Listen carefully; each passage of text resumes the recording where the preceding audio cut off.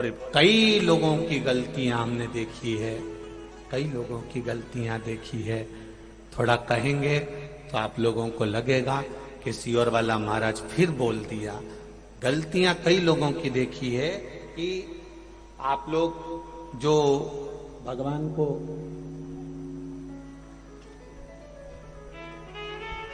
ये शिवलिंग, ये पीठिका, ये शिवलिंग है, ये पीठिका है, ये जलाधारी, ये पीठिका जो है जिस पे शिवलिंग रखा हुआ है, यह माता पार्वती जी का हस्त कमल।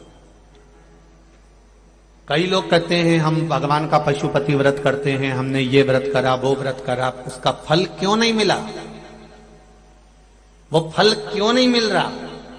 उसका कारण केवल इतना सा है कि तुमने जो प्रसाद के 3 हिस्से करे, वो तीनों हिस्से इस पीठिका पर रख दिए, या दिया जलाकर इस पीठिका पर रख दिया, या नारियल इस पीठिका पर रख दिया, फल इस पीठिका पर रख दिया, सामान इस पीठिका पर रख दिया। ये पीठिका जिस पर भगवान शंकर का शिवलिंग रखा है, ये पार्वती जी का हस्त कमल है।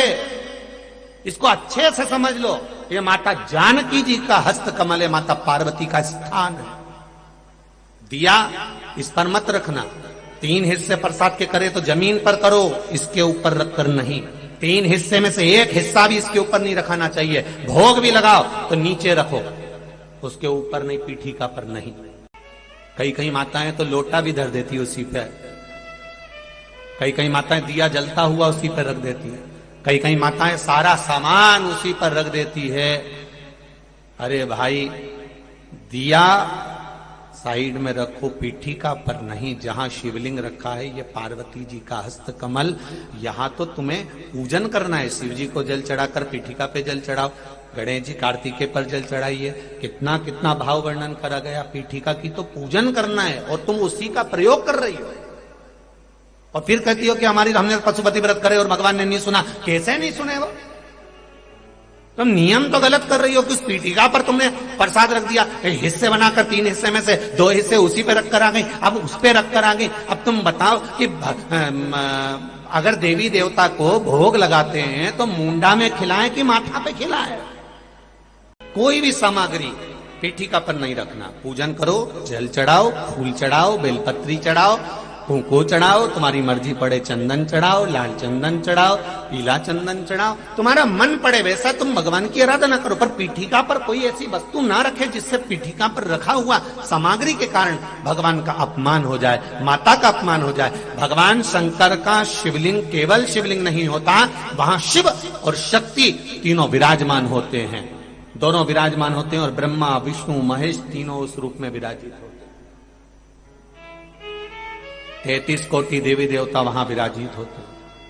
ऐसा नहीं है कि आपने गलती नहीं करी होगी, गलती मनुष्य ही करता है, और मानव का पुतला है। गलती तो हर मानव से होती है, चाहे आप हो चाहे हम हो। संसार में कोई अच्छा पैदा नहीं हुआ कि इसने कोई गलती नहीं करी होगी। गलती करो, खूब करो। मनुष्य है ना, मानव का शरीर है ना। कोई तुमसे कहे कि तुम गलती, तो कह देना सियोर वाला महाराज बोलकर कहा, गलती करो, खूब करो।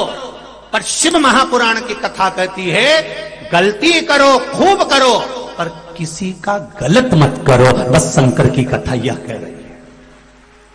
गलती करोगे चल जाएगा, ऊपर मुंह दिखाओगे माना जाएगा, गलती करोगे स्वीकार हो जाएगा। क्योंकि यह मनुष्य का शरीर है, ये गलती नहीं करेगा तो कौन करेगा? अपन कोई बहुत बड़े बहुत विद्वान तो है नहीं कि अपन गलती नहीं करेंगे।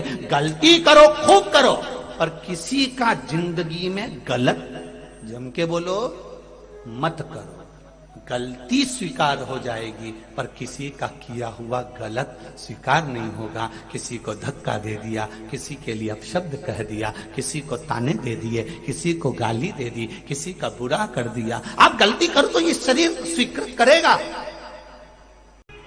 पर गलत नहीं करना हमको कि उसके लिए हम गलत सोचें, उसके लिए हम गलत विचार करें।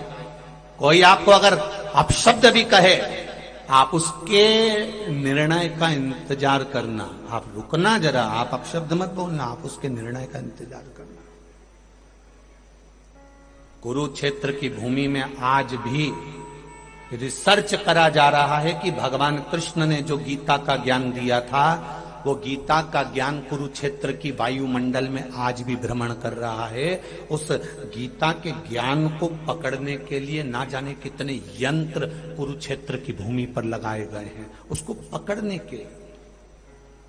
क्योंकि शास्त्र कहता है, भविष्य पुराण कहती है, अग्नि पुराण कहती है, हमारे मुख से जो निकलता है वो कुछ दिन में घूमकर वापिस हमारे पास में आ जाता है। आप किसी को कुछ बोले हो, वो पलट कर हमारे पास जरूर आएगा। आप 7 ताले में बंद होकर किसी की निंदा कर दीजिए, उस तक पहुंच जाएगी।